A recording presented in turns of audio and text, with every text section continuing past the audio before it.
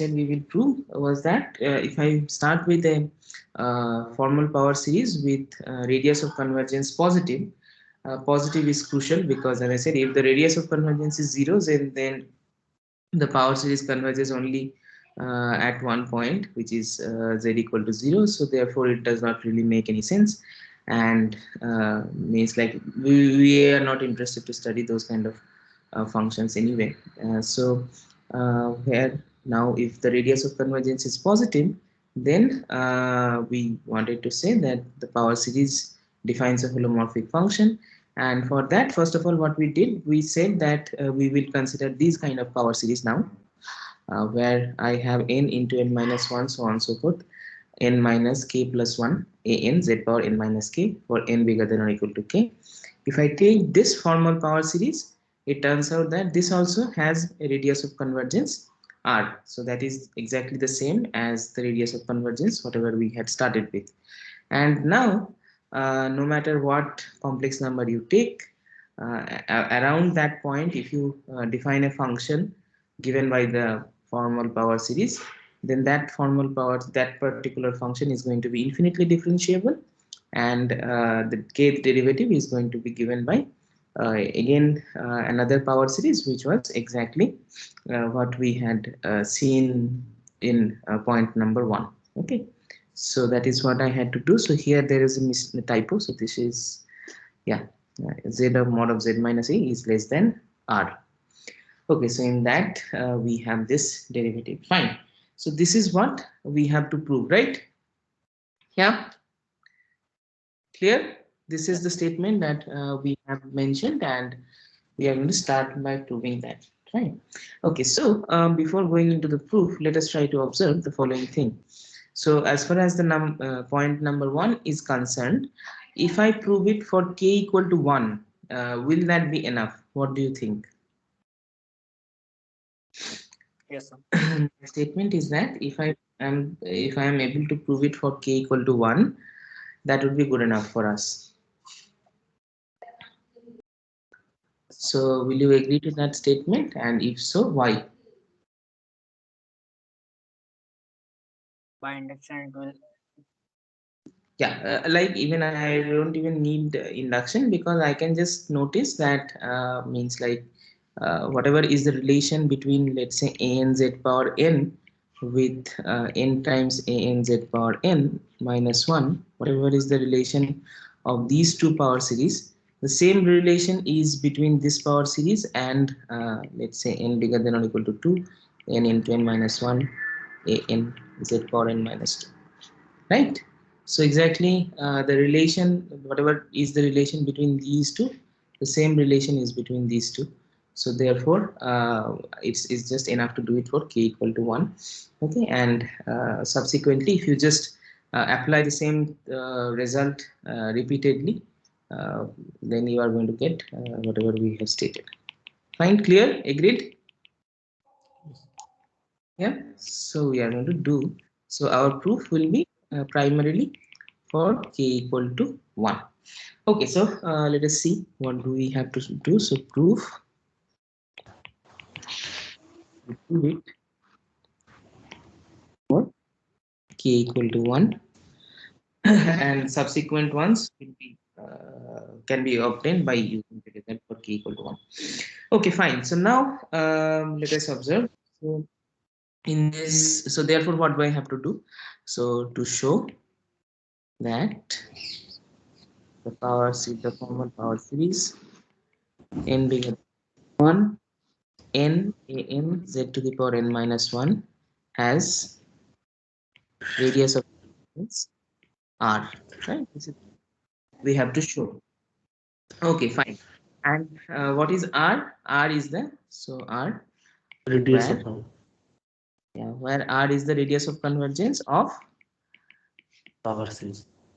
yeah, so that is a n z power n. So this is what I have to prove. So from this one, from the last statement that r is the radius of convergence of a and z power n, what do I get? I get 1 upon r is lim sub as n tends to infinity mod of a n whole power 1 over n. Right? That's the formula that we have. Okay, agreed? Yes? Yes or no? Yes, sir. Yes, sir. Yes, sir. Now you tell me what would be the radius of convergence, like the formula for radius of convergence of this guy? Other power series would be the radius of convergence. N into n to the power Sir. 1 upon n. 1 upon n minus 1. Very good. So for this power series, actually, the radius of convergence is limit n tends to infinity of n whole to the power 1 over n minus 1.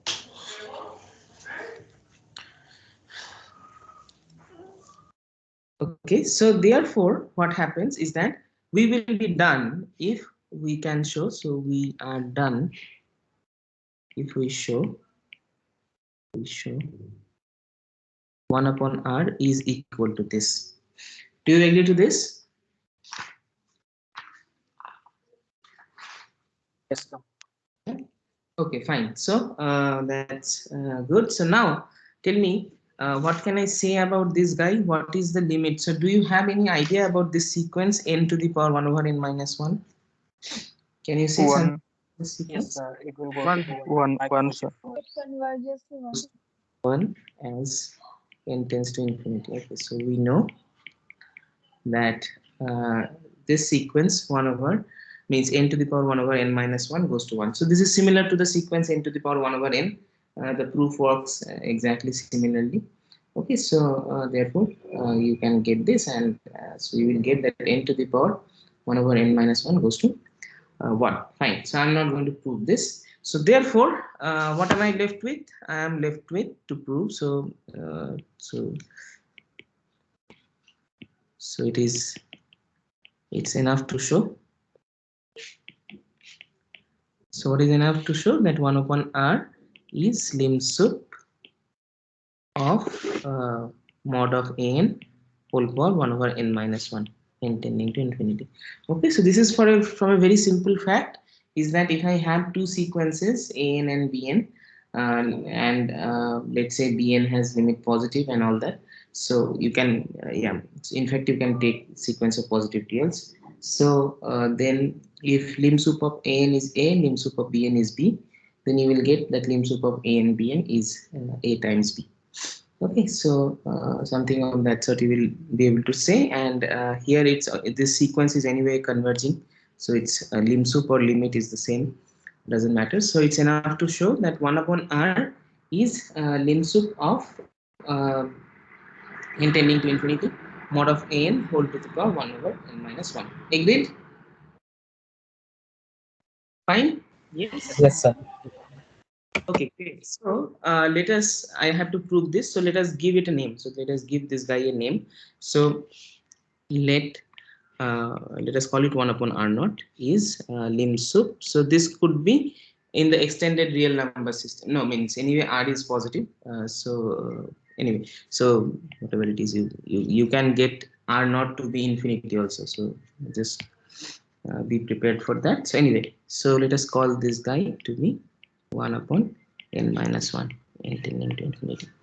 Okay, fine. So now what we observe is that this r naught, if I define it like this, then you will agree that r naught is the radius of convergence of the formal power series n bigger than or equal to 1 a n z to the power n minus 1.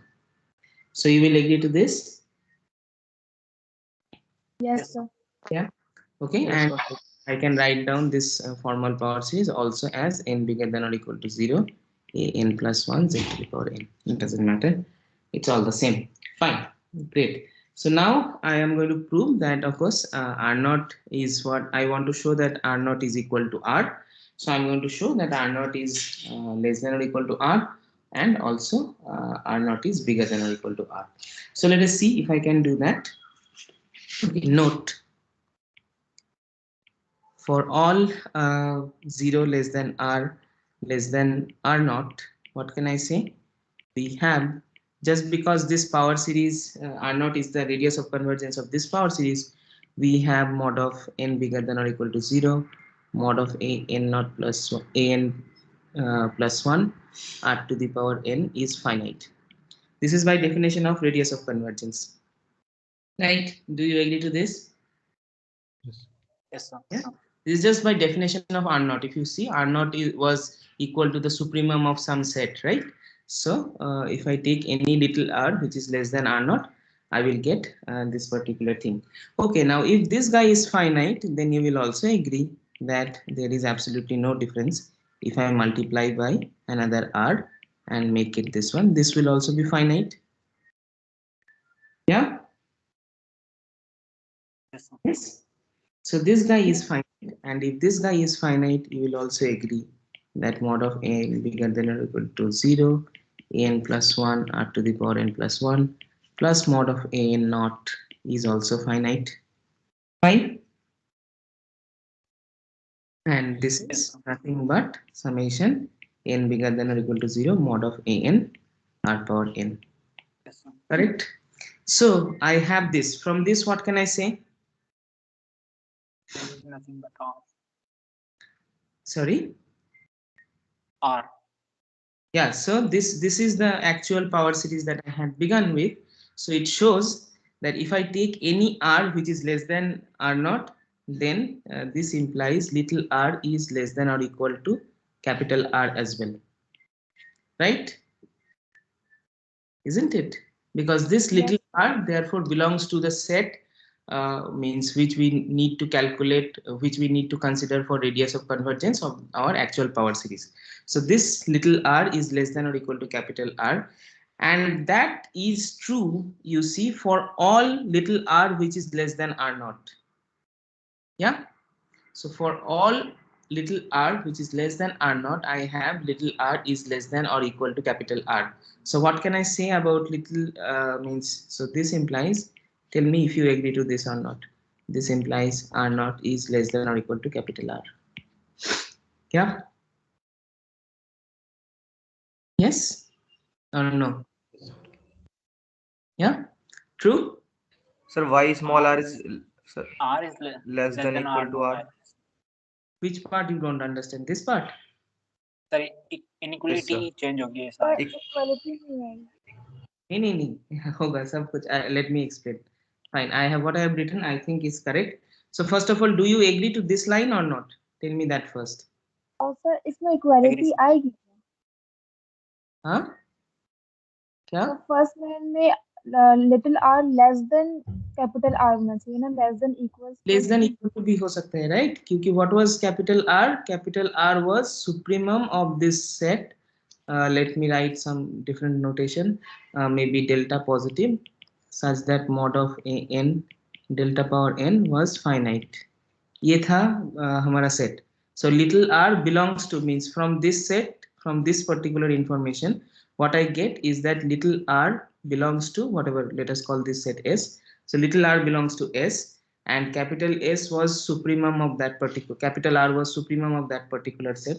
So therefore you can only say that every element of a set is less than or equal to the supremum, right? Isn't it? Yes, yes. Yeah. So here it is n bigger than or equal to 0. Anyway, so that, so first equality, all of you agree? Means first inequality, not equality. All of you agree to this or not? Yes, sir. Okay. Now, if you agree to this, do you follow the next one?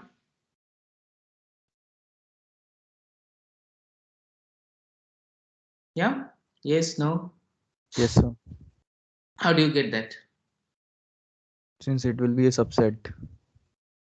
Means it will be a subset of what? I'm Sir, saying from this inequality, do you get this one or not? Yes, sir सारे element उससे Supremum is least upper bound. Less हो गए. Around all this is fine, but I have not shown R naught is strictly less than or equal to R explicitly, right? I have only shown that whatever R you take less than R naught, that R is going to be less than or equal to capital R. So from that, how do I get capital R naught is strictly bigger than is less than or equal to capital R? How do I get that?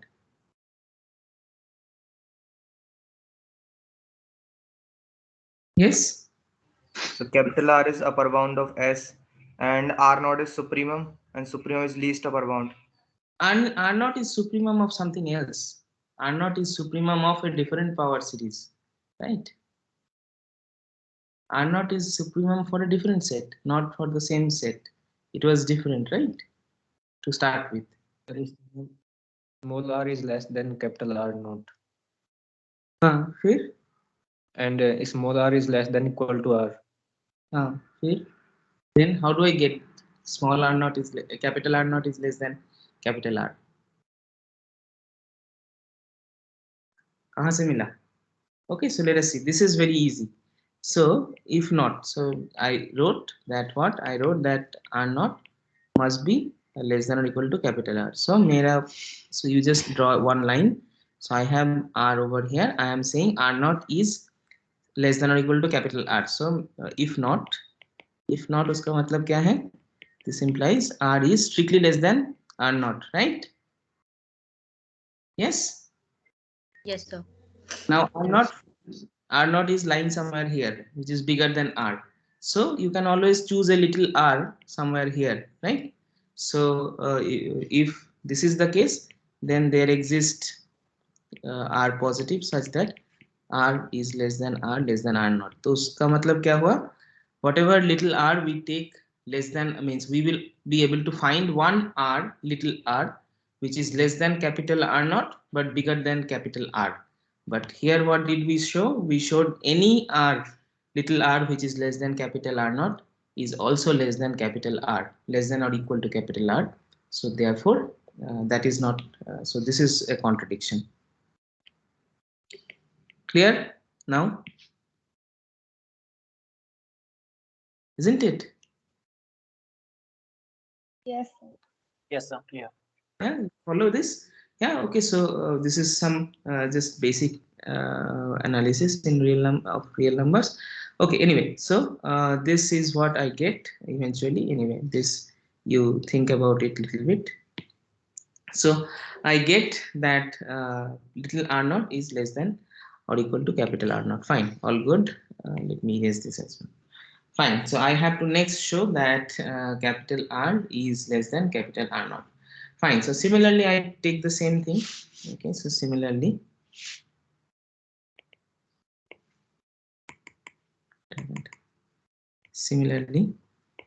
let 0 less than r less than capital R this time. I take this, so this implies what? This implies mod of an r power n bigger than or equal to 0. This guy is finite. Okay, so if this guy is finite, I can write this. I can write this one. I can open this up, and I will write it as mod of a naught plus summation n bigger than or equal to 1 an mod of an r power n, and therefore which I can write it as mod of a naught plus r times summation n bigger than or equal to 0 mod of a n plus 1 times r power n, which is finite. Okay, and you see that I have taken r to be something which is positive, and therefore since r is positive, I get that okay, if I divide by r also, I'm still going to get a finite quantity. So that implies n less than or equal to, sorry, bigger than or equal to 0 mod of an plus 1 r power n is finite. And if this is finite, so that implies little r is less than or equal to r naught. Agreed? Yeah, to whatever I have done. Yes and no? So can you explain the last line again? So here I have this whole guy is finite, right? So if I subtract mod of a naught, that is also going to be finite. Yeah, and now I have r times some quantity which is finite, and r is not 0, right? R I have taken to be something which is positive. So if I divide by r, so that quantity will still remain finite, isn't it? Yes, sir. So therefore this guy is finite, and once this guy is finite, I get little r is less than or equal to capital R naught. Because what was capital R naught? Capital R naught would be supremum of the set, like you can define exactly in the same way, set of all r positive such that mod of a n not a n plus 1 times r power n when you take the sum. That is finite. So therefore little r is less than or equal to r naught. So once I get little r is less than or equal to r naught, exactly the similar kind of argument that I have given before tells me r is less than or equal to r naught, and which implies r equal to r naught. Fine, clear? Okay. Yes. Okay, great. So I have therefore that I have proved the first statement, that if I take this an z power n, it's a formal power series with radius of convergence positive. Then when you take this term by term differentiation, so that formal power series will also have the same radius of convergence.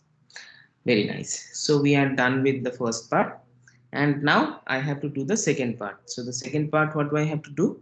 So I have to start with means like I take a complex number a, and I define this function f of z defined by this power series or infinite series. And this series of course makes sense whenever in the ball, open ball BAR, because capital R is the radius of convergence. So in that ball this series makes sense. So it defines a function, and my claim is that this function is going to be infinitely differentiable, and the kth derivative is given by this particular power series again. Okay, and in this case as well, I am going to prove it only for k equal to 1.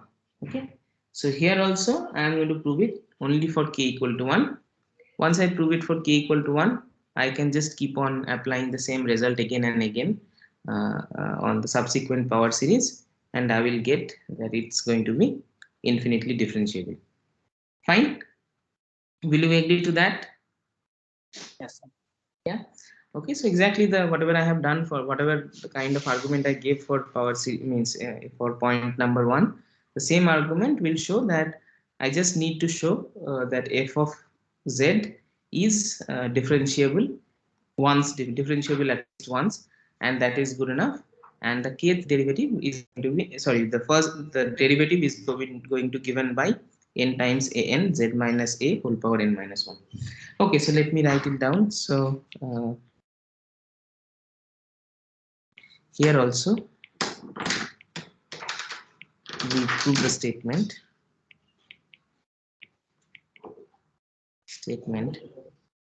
for k equal to 1, that is we show f of z, which is defined by n bigger than or equal to 0, a n mod of z minus a whole power n. This function is differentiable on BAR, and what do I have to show? And f prime of z is given by, so the derivative is given by summation n bigger than or equal to 1 n a n z minus a whole power n minus 1. Okay, so I have to show this. If I can show this, we will be done.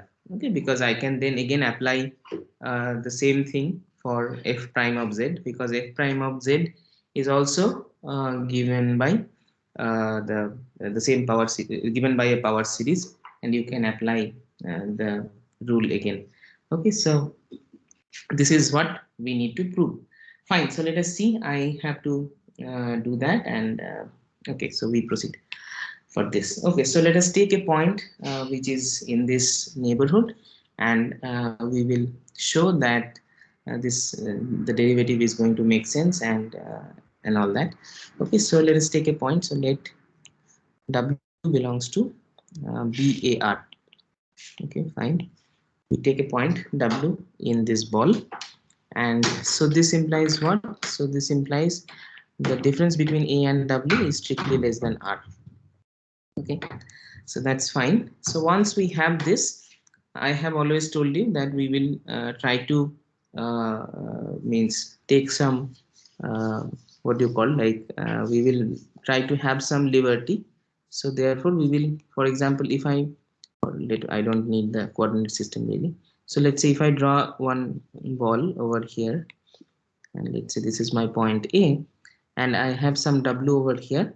So of course, we know that distance between A and W is less than rho, but I can also say that distance between A and W is less than some positive quantity, which is less than capital R.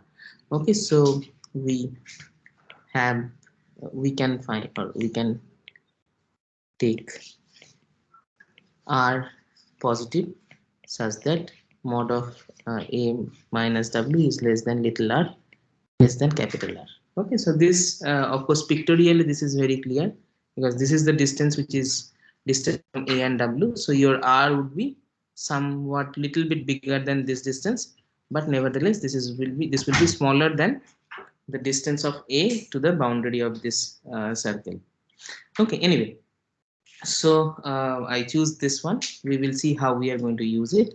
And what do I have to show? We have to show that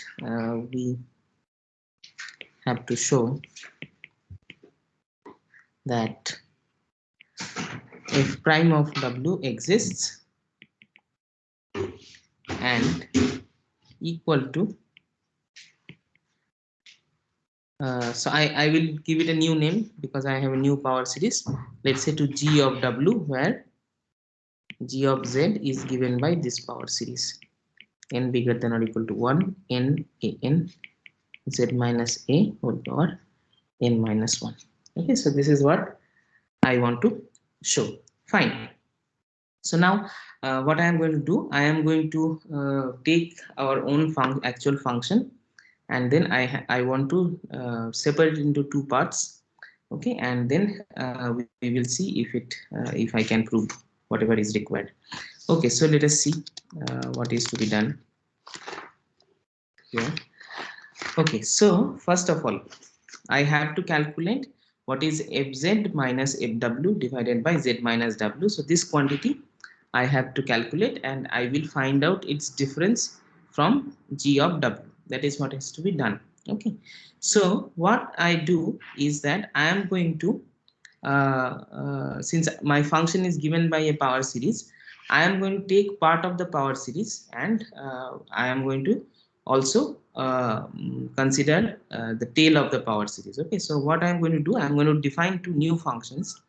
Okay, so for z in for any z in BAR, we can define this function SNZ. So Sn is the finite part, k from 0 to up to n, ak z minus a power k, and Rnz. So there are so many R, but anyway, so let me give it a different name. Tnz is k bigger than n, ak z minus a whole power k. Okay, so the idea here is that the tail generally, when we have a convergent series, the tail generally goes to 0. Okay, so we are going to treat the tail separately and treat the finite part separately. Okay, so that will be the basic idea. Fine. So now what we are going to do is that we are going to estimate, as I said, we are going to estimate f of z minus f of w divided by z minus w, and we have to show that this is close to G of W. Okay, so in a neighborhood of W. So we will have some neighborhood. Okay, and we have to see that. So for this, let epsilon bigger than 0 be given. So I have to make the difference less than epsilon eventually. Okay, so what I do is the following. So let epsilon greater than 0 be given. Now we work in a delta neighborhood. Okay, delta neighborhood of W. So W in B a little r. Okay, so you will see why little r I am using later. Okay, and so this delta neighborhood is to be means determined later. What delta? We work in a delta neighborhood, so to be decided later. So what delta I should take, I will decide it later. Okay. So anyway, so we will work in a delta neighborhood around W. So you just imagine that I will work in a delta neighborhood around W, and I will show the estimate whatever is required. I am going to show it in that delta neighborhood. So whatever delta I have to choose, that I will choose later, but remember everything is happening around a neighborhood of W. Okay, so what am I going to do now? Let us see. So like I said, I have to calculate this difference, fz minus fw divided by z minus w, and I will need that this is close to g of w. So I am taking the difference of f minus fw divided by z minus w with g of w. Okay, so that's the difference I am supposed to take or estimate. So let us write the following way: snz minus snw divided by z minus w plus rnz minus rnw divided by z minus w and minus g of w. Okay, so I have our g prime, g of w. Sorry, TN, sir. yeah. So yeah, I had written rn in for myself. So therefore, yeah, that's tn. Thank you. So I have this one.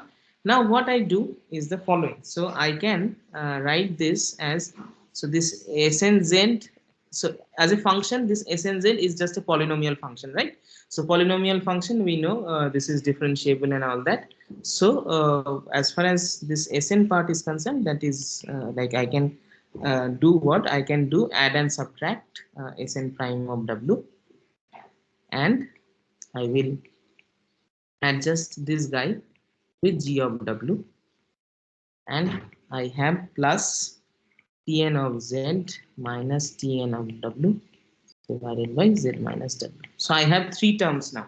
Okay, so this difference f of z minus f of w divided by z minus w minus g of w. So this quantity which I have to estimate and show that this is less than epsilon.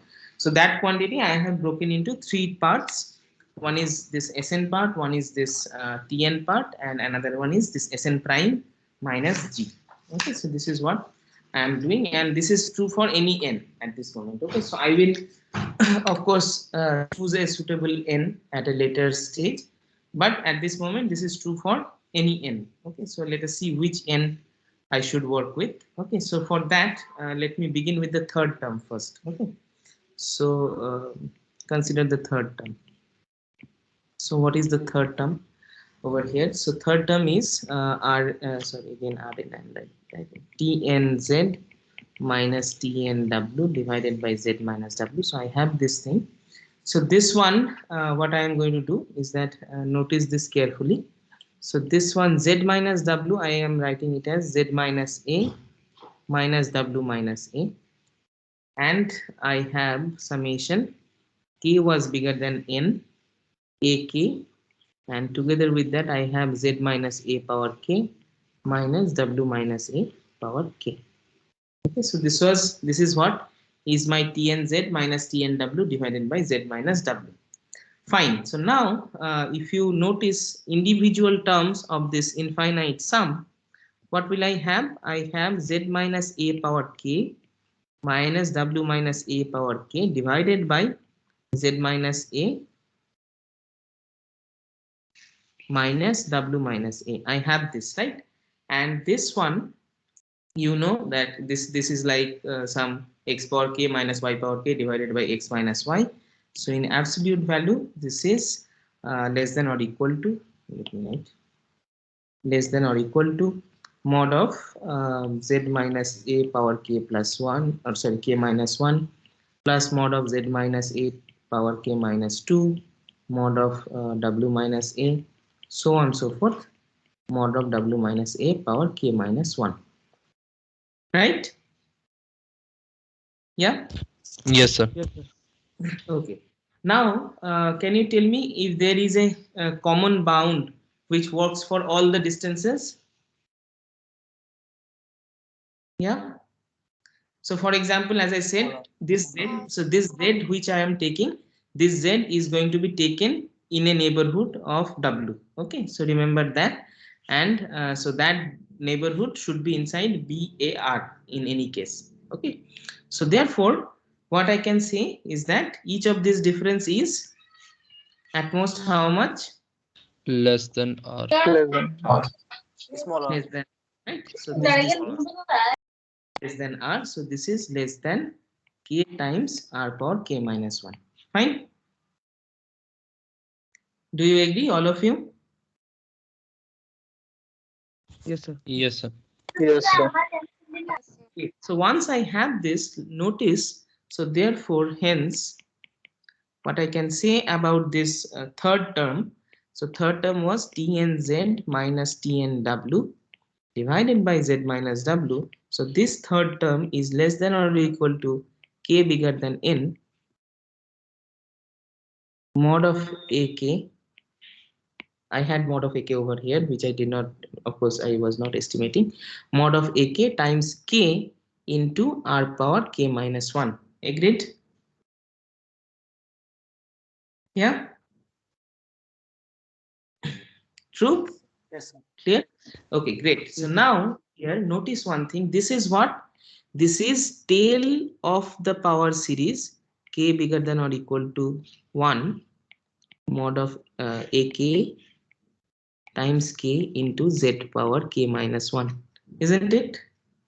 This whole thing that I have, this guy is the tail of this particular power series, correct? Yeah. Yes, sir. Yes, sir. Now, this power series has radius of convergence capital R, right? That we have just seen a little while ago. This power series has capital of radius of convergence capital R, and I told you that I was working with some liberty, in the sense I had chosen my little r in such a way that little r was less than capital R. So therefore, this quantity is actually tail of a finite sum, right? So because this guy has power radius of convergence capital R, so what I can say that k bigger than or equal to 1, a k, even you can put absolute value, r power n minus 1, this guy is finite. Can I say this? Yes, sir. So here it should be k, Yes, r power k minus 1. I can say this, right?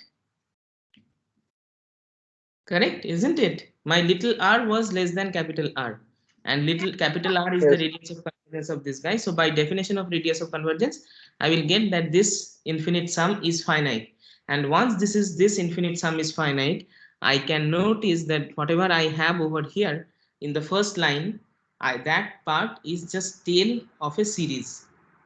Correct? Yes. So, therefore, with all this understanding in our head, what I can do, so let me just erase all that. So, since summation k bigger than or equal to 1 mod of ak k into r power k minus 1 is finite, as little r is less than capital R, we can find. So what it says, whenever I have a finite means infinite series, convergent infinite series, the tail can be made as small as we wish. So we can find n large enough such that the tail can be made less than epsilon. Okay, so such that I can make summation k bigger than n mod of ak times k into r power k minus 1 is less than epsilon. Okay, or if you wish, I can put epsilon by 3. Okay, fine. So I can choose n large enough so that this guy is made less than epsilon by 3. So therefore, this term mod of tn minus tnz minus tnw divided by z minus w, that can be made less than epsilon by 3. All of you agree to this? Yes. Okay, great. Yes, Very sir. nice. Okay, so the third term, you see, so this guy, I can see that this is bounded above by epsilon by 3. Okay, fine, all good. Now let us look at the term which is the second one. Okay, so let us look at the second term. So what is second term? Second term, I have Sn prime of w minus g of w. So what is Sn prime of w, by the way? Sn prime of w is what? Sn was this thing. So what is Sn prime of w? K from 1 to up to n, ak times k into w minus a or k minus 1. Correct? Yes, sir. Yes, sir. Yes, sir. So this is k from 1 to up to n, ak times k or k a k w minus a whole power k minus 1.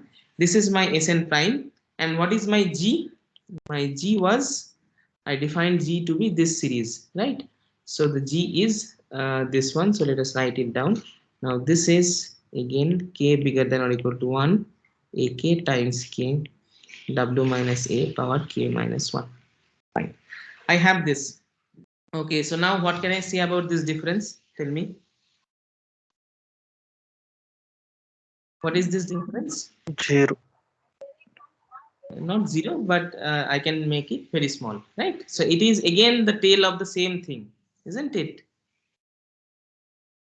Yes, sir. Yeah.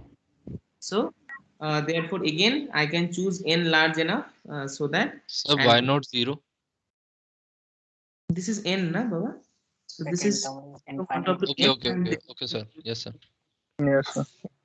So therefore, this difference, whatever it is, what we understand that this is the first, this half is the significant part of this guy. So therefore, the difference is essentially the tail of this series, and we know that convergence at W, because W is anyway inside the radius of convergence or disk of the convergence. So therefore, that quantity can also be made less than epsilon. So again, we can find, in fact the same n will work here, I guess. We can find n large enough so that mod of Sn prime of W minus g of W is less than epsilon by 3. Sorry. Agreed? Yes, sir. All of you agree Yes, to this? Yes, sir. It's just the tail. Prime is just the tail from for g prime g. So we get this. Great. So we choose some n naught so that both these two inequalities are satisfied simultaneously. Okay, so choose n naught, because that n naught I'm going to use for the first term. Okay, so choose n naught in natural numbers such that we have both the above two inequalities are satisfied. Okay, so I choose n naught so that this guy is less than epsilon. So that means this quantity is less than epsilon by 3. And similarly, this quantity in absolute value is also less than epsilon by 3. So I work with that particular n naught. Okay, so therefore, means remember, I had this particular expression that I had written. This was true for any n. Okay, so in particular, I am going to work with that particular means expression for n equal to n naught. Okay, so remember that. Fine. So I have this. Very good. Now let us come to this thing. So we choose n naught, which is satisfied. Okay, now for n equal to n naught, what is the first term?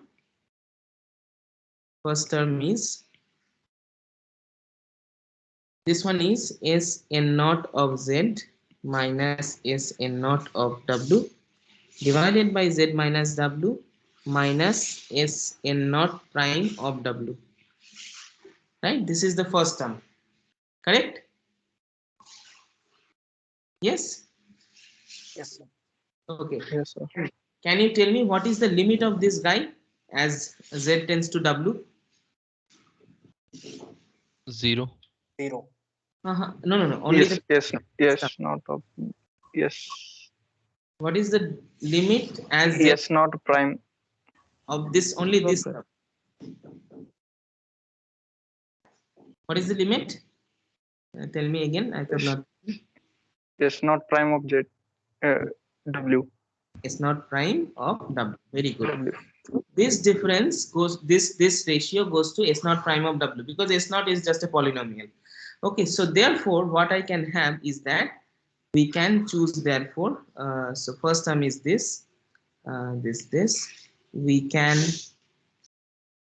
choose. So that means the limit of this guy is this guy. So what I can do, so we can choose delta positive such that bw delta is inside BAR and mod of Sn naught. So let me just copy paste. So this quantity is less than epsilon by 3. So tell me if you agree to this or not. Yeah? Do you agree to this? Yes, sir. Yes, sir. Yeah, because you see the first term, as I said, means here this quantity actually goes to this guy as mod z tends to w. So therefore, this is just using the definition of limit. So that means so I will be able to find some delta neighborhood around w, so that whenever my z is in that delta neighborhood, this quantity is the ratio that I have, that is very close to S naught prime of W.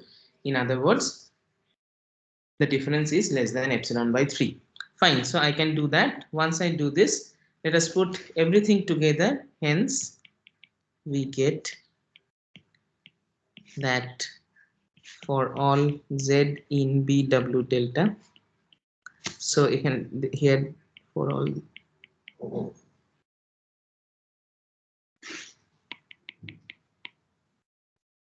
I should have written for all Z in BW delta. Okay, anyway, so hence we get that for all Z in BW delta. So if I put together everything, what do I get about this difference? Tell me, what do I get? This difference is less than epsilon. Yeah, prime. Less than epsilon. So this implies what? Limit Z tends to W f of Z minus f of W by Z minus W is what? G of W. G of W. And this is what precisely we wanted to prove, right? Yeah, we said that we have to show f prime exists, and we will show that this is equal to G of W, where Gz is given by this power series. So do we all agree that I have completed the proof of the second statement as well for k equal to 1, and then therefore subsequently for k for all k bigger than or equal to 1. Yeah, do we all agree to this? Yes? Yes or no? Yes, sir. Agreed. Yeah. Okay, great. So therefore what we see is that we now have a bigger class of holomorphic functions. Namely, if I have any formal power series having some positive radius of convergence, then you can consider any complex number, and you can consider an open disk of that radius around that point. Then if you define a function in terms of that power series around your point, so here remember, it's not z power n, this is z minus a power n. Okay, so because you are working in a ball around a, so you have to translate your power series to be around a. So you take a n z minus a power n. So all these kind of functions are going to be differentiable. Okay, so of course these are like extensions of power series, so extensions of polynomials. So if you have any polynomial, of course they are infinitely differentiable and all that we have seen already. But now we have a bigger class of holomorphic functions where like which we know means as an example. Okay, fine. So now what we are going to do, so I let me write down one remark over here. So here I have f of z, which is given in this way, a n z minus a whole power n, and it turns out that this coefficients a n in the power series can be written in terms of f itself. Okay, so what do I mean by this? So that's a remark. Remark is that we had f of z is equal to summation n bigger than or equal to 0 a n z minus a power n. So there, that was our function, and here what I can say is that ak's are so if fz is equal to this, then AKs are nothing but the kth derivative of f at a divided by k factorial. Okay, so this is something which is very easy to see. So for the following reason, because if f of z is like this, then fk of z, we know that this is n bigger than or equal to k, n into n minus 1, so on and so forth, up to n minus k plus 1, a n z minus a whole power n minus k. Correct? This is the kth derivative. And now in this expression, put z equal to a. So if you put z equal to a on the left hand side, you get f of k of a. And you notice in this power series, except for the term n equal to k, all other term is going to vanish, right? Except for the term n equal to k, all other term is going to vanish when you put z equal to a, isn't it? Yes, sir. Yes, sir. Yes. What will be the term n equal to k in that case? Tell me, what is the term that I'm going to get for n equal to k? n factorial. Not n factorial. Okay. K factorial. K K factorial. factorial. K factorial. Into a. So this implies ak is fk of a divided by k factorial. Okay, so what we see is that if I have a function which is given in terms of power series, the coefficient of the power series can be actually recovered from the function itself. Okay, so remember this, no matter whenever we have a formal power series with positive radius of convergence, we can use it to define a holomorphic function around any point that you wish, with means in a ball around any complex point with radius to be equal to the radius of convergence, and that will give us a holomorphic function in that ball. Okay, so in the whole ball we have seen that our function is differentiable. So as per our definition of holomorphicity, such functions are holomorphic. Okay, so if you remember, I had told you means while introducing you to this complex function theory, is that we will see that okay, we will see some examples of holomorphic functions. So I had we had of course seen these polynomials, and then I had told you that we will also see power series as examples, and then I had made a statement that in fact these are all possible examples, in the sense we will show that any holomorphic function that we have is going to have a power series expansion. Okay, so that means no matter what kind of holomorphic function you take, you will always be able to express them. Means if you choose a point where the function is holomorphic, you will always be able to express your function in as a power series. Okay, so as far as holomorphic functions are concerned, they are all given by power series only. Okay, so this is something which we are going to prove, and for that we will need some more theory, especially the theory of complex integration. Okay, so our next job would be to study complex integration. But before I go into that, so I am going to just discuss briefly, maybe today, just briefly some power example of some power series, okay, which are interesting ones. Yeah, so some examples of some power series we will see hopefully quickly, and then we will move to complex integration.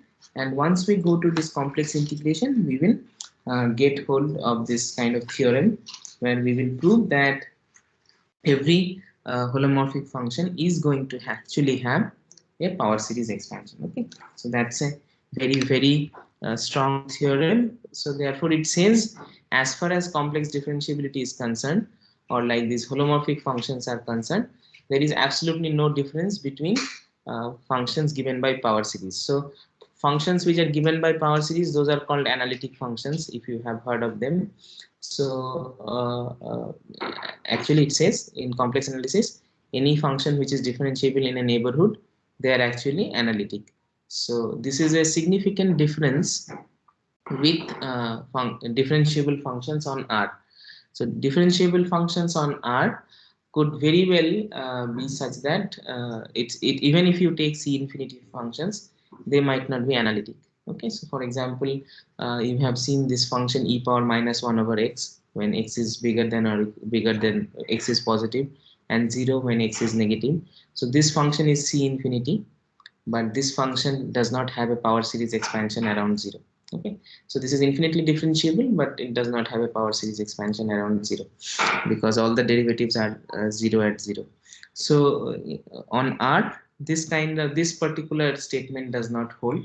So that's why I had told you in the very beginning that the complex function theory is very special, and there are a lot of beautiful results just because of the following fact that all complex holomorphic function or differentiable functions on open set or open neighborhood or open set of complex numbers, they will always be like, you will always have power series expansion for them. Okay, so that's the thing which we aim to do. But before going to that, as I said, we will just quickly go through some interesting power series, so that these are some of the examples that you can keep in mind. Okay, so some examples of power series.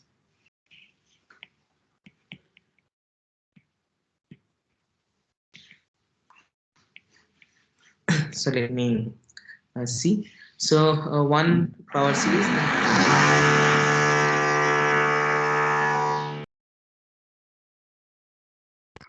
Yeah, one power series that we are very much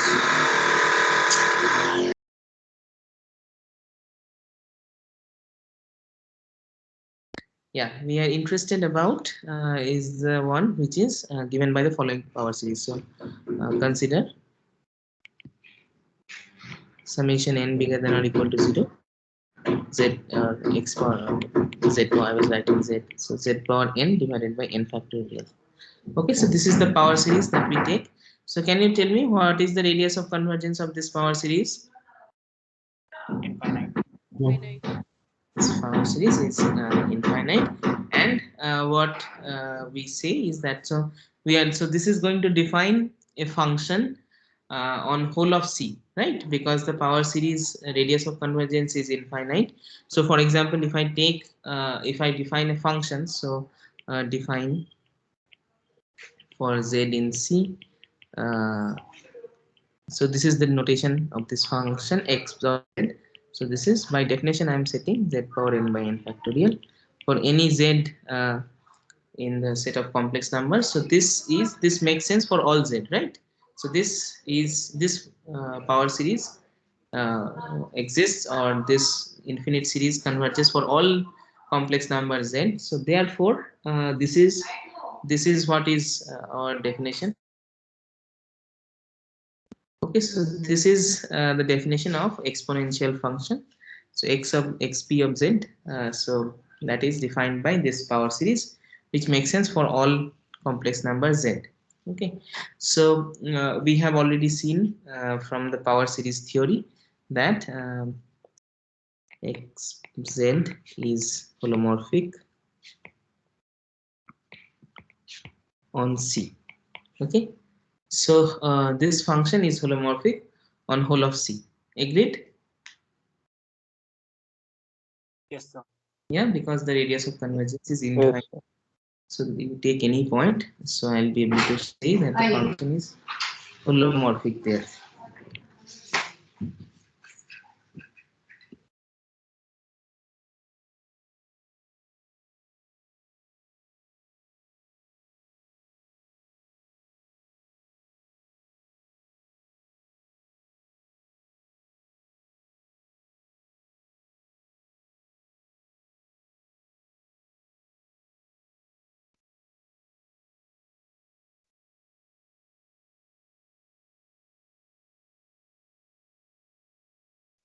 Okay, students, so I have okay, somebody is in my place, so I just give me 10 minutes or 5 minutes, I'll join back. You can wait for 5 minutes, I'll join back, or like I am here but I'll be on silent for 5 minutes. Okay, sir.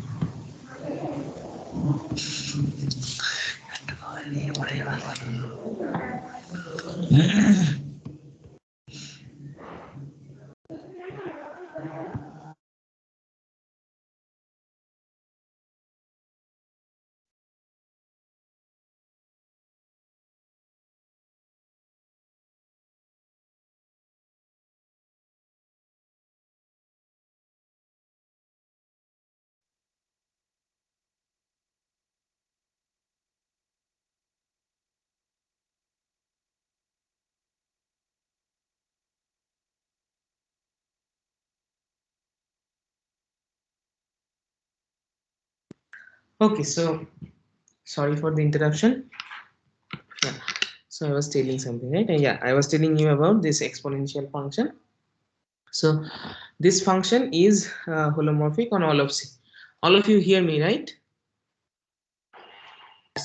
Yeah. Yes, Yes, sir. That's the exponential function which is holomorphic on whole of C. Okay, so these kind of functions actually have a name. So let me just, I could have told you this at a different place, but let me just mention. So these are called entire functions. Okay, the function is called entire if it is holomorphic on whole of C. Okay, so if it is holomorphic on the entire complex plane, then we call it an entire function. Okay, so for example, any polynomial is an entire function. Exponential of z is an entire function. So we have all that. Okay, great. And now, so therefore, exponential is an example of an entire function. I have already told. So what is the derivative of the exponential function? If I take the derivative of exponential function, then what do I get just from the formula? We have seen already. What do I get from the formula? Exponential function itself. So it should be n into 1 upon n factorial z to the power n minus 1, n bigger than or equal to 1, which is same as saying again z power n divided by n factorial n bigger than or equal to 0, which is x power z. So it's exponential function again. Okay, so this is exactly what kind of properties you have seen of exponential function in a set of real numbers. So similar kind of properties we will also have it here. Okay, so you will be able to show, for example, exponential. So this I am leaving as exercise, that exponential of z1 plus z2, and this will be exponential of z1 times exponential of z2. Okay, so these are the things that you have seen before. For real numbers, you will be able to say that as well. And analogously, you will also get, so that will imply that exponential of z into exponential of minus z will be exponential of 0, and exponential of 0 is 1. Okay, so therefore exponential of z times exponential of minus z is equal to 1. So this in other words implies exponential of z is not equal to 0 for all z in C. Okay, so these are the kind of properties which you have seen in case of real exponential function. The same things are true here as well. Okay, and for example, other things that you could prove is like the absolute value of exponential of z is exponential of, sorry, here I wrote e power z, let me write exponential. Absolute value of exponential z is actually exponential of real part of z. So these are some of the formulas that you can prove for yourself, and that actually gives you that if you take any exponential of I theta, where theta is real, so is equal to, therefore the real part is 0, so exponential of 0, which is 1 for all theta in R. Okay, so e power I theta, you know, has unit modulus. So these are some of the things which you see easily. Okay, and one more thing which you can get from whatever the discussion we have had so far is that the complex exponential function is going to take all means, so this another maybe remark or whatever, or observation, that complex exponential functions. So we have seen that this exponential function does not take the value 0. I have mentioned that x of z is not equal to 0. So what you can also observe is that if I take this exponential function on c, so this is going to be c star. Okay, so c minus 0. So any other complex number which is not equal to 0, all of them can be seen as the value of some exponential number, like it will be value of some exponential function. Okay, so that is not very difficult to see. You can try to do that on your own. So for the very simple reason, like we know exponential of z will be exponential of for example x times times exponential of, so here it's product, right? So exponential of iy. So this guy is of unit modulus, and that is going to give you the direction. And x of z, x, whenever you take any real number, exponential is always positive. So therefore, using this, you can show that x of c is c minus 0. Okay, so that is one thing which you can see. And on the other hand, you will also be able to see is that another observation is that exponential takes same values when translated by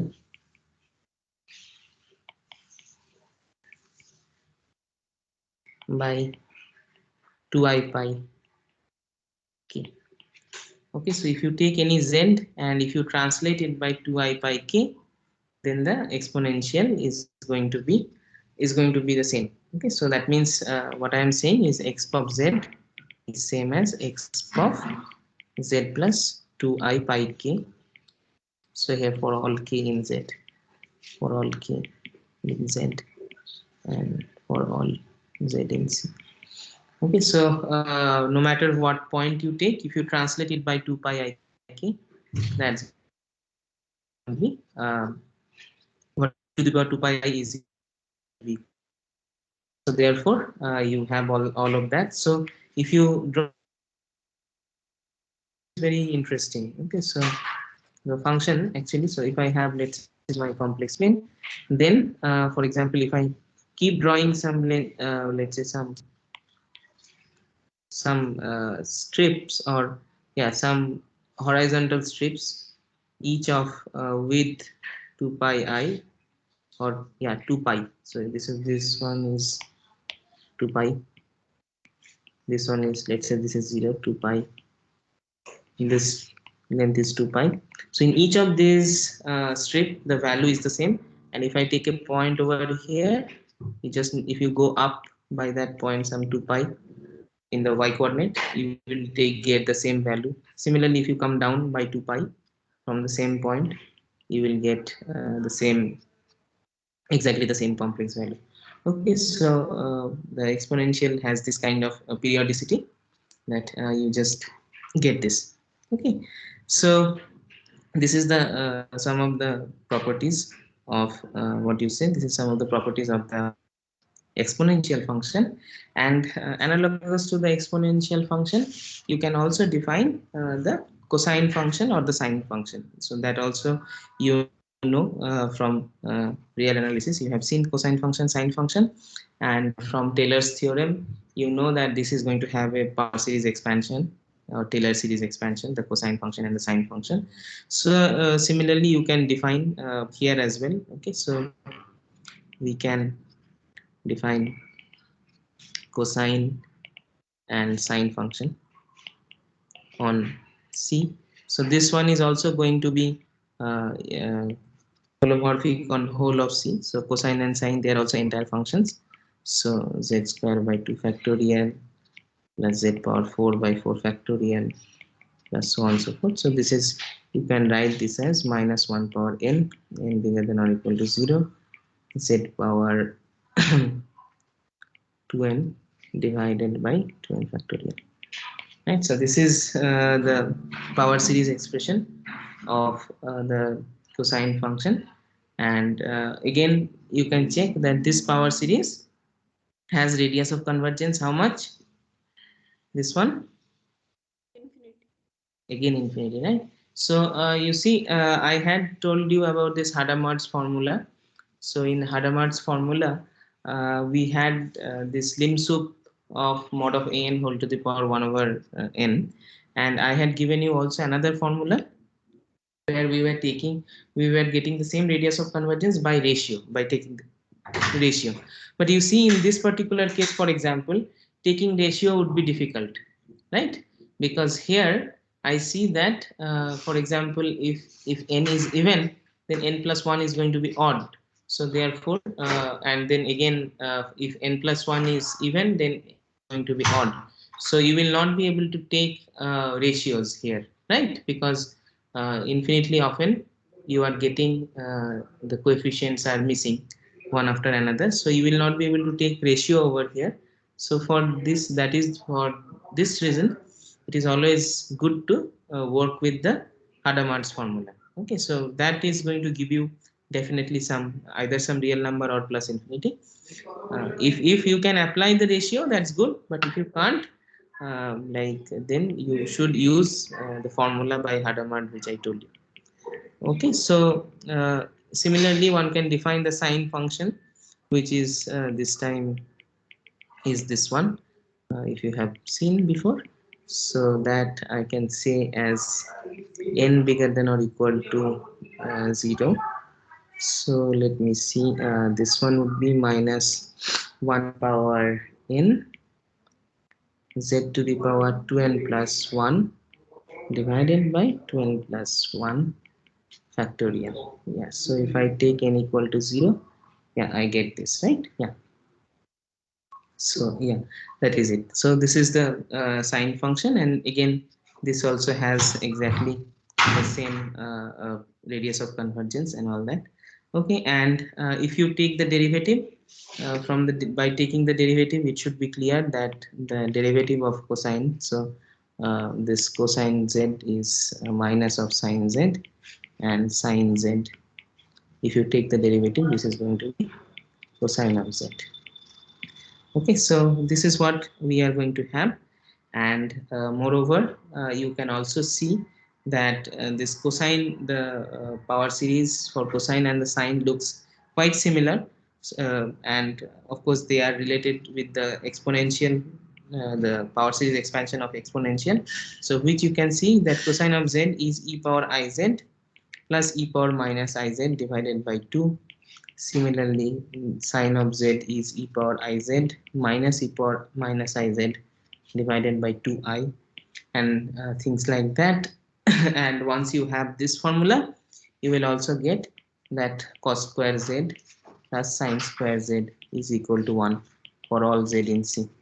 So this is one formula which you had seen for real variable, that cos square x plus sine square x is equal to 1 when x was real, but actually it's true for any complex z as well. Okay, so cos square z plus sine square z is equal to 1 for all z in C.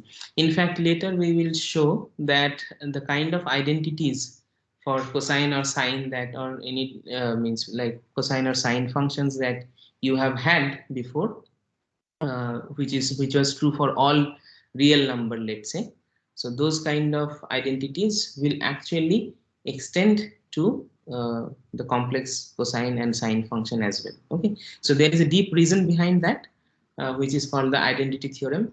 I will prove it later, means it will require some time.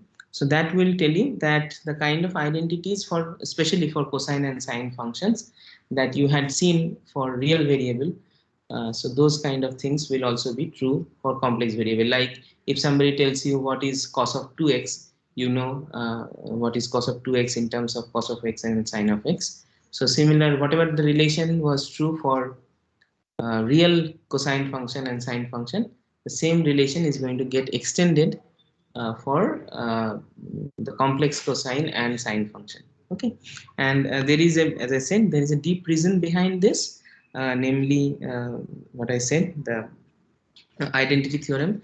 So this we will prove at a later point. Okay, so we will see at that time that the identities which hold, so for example identities of entire function which hold on, let's say, on real line, those identities will actually be true on whole of C as well. Okay, so this is something which we will see later, but anyway at this moment you can just believe my statement. Okay, so we have these kind of identities, the other identities that you know for cosine and sine function, that can also you can do. Okay, fine. So the next thing that I'm interested to talk about is the logarithm function. Okay, so since anyway I have missed some 5-10 minutes today and there is not much time, so I'm not going to start with logarithm function today. Okay, so I am going to do it in the next class, and hopefully I'll be able to finish logarithm and then I will start the complex integration. Okay, so let us see how much I can do. So but just let me give you a brief idea how we are going to define the logarithm function. So how can you tell, any one of you, can you tell me how did you define the real logarithm, for example? That about positive reals too. Yeah, on positive reals, yes. How did you define the real logarithm? Inverse of the exponential. Okay, so inverse, yeah, inverse of the exponential. So you see, that was quite easy to do for us in case of R, because exponential function, when we look at only at the real numbers, it was injective function, right? So we could talk of inverse, isn't it? Yeah. Yes, sir. But now, just now I told you that complex exponential is no longer an injective function, right? I have told you this identity, for example. So complex exponential is no longer an injective function, right? Isn't it? Whatever is exponential Yes, sir. is same as exponential of 2i pi. Periodic. Yeah, so it's periodic. So this is no longer an injective function. So if I try to take, means, so in that way, I do not have this kind of inverse, for example. So one has to be slightly careful while defining the logarithm. Okay. So for example, first of all, we have to choose means some branch of logarithm. You will see what it means, some branch of logarithm. So that means we have to really decide that, okay, in which domain we are working and what kind of exponential function, like what are the values that we are taking, so and all that. So we will explain it in the next class. So this branch of logarithm is going to be one important concept.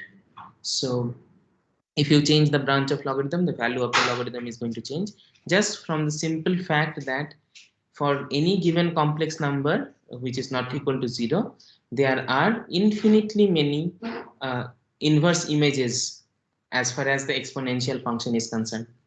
Okay, so as far as the exponential function is concerned, remember this: if you start with any complex number which is not equal to 0, because x of c is c minus 0, so if you start with any complex number which is not equal to 0, then I know that we will be able to find a pre-image. Now the point is, since exponential function is not periodic, it is periodic and it's not injective, so therefore there will be several pre-images.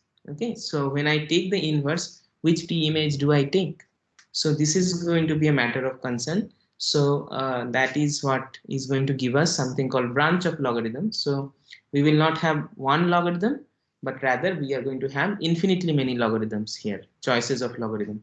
And you will see that each choices of logarithm are going to differ by 2i pi. Okay, because here you see exponential of z is equal to exponential of z plus 2i pi.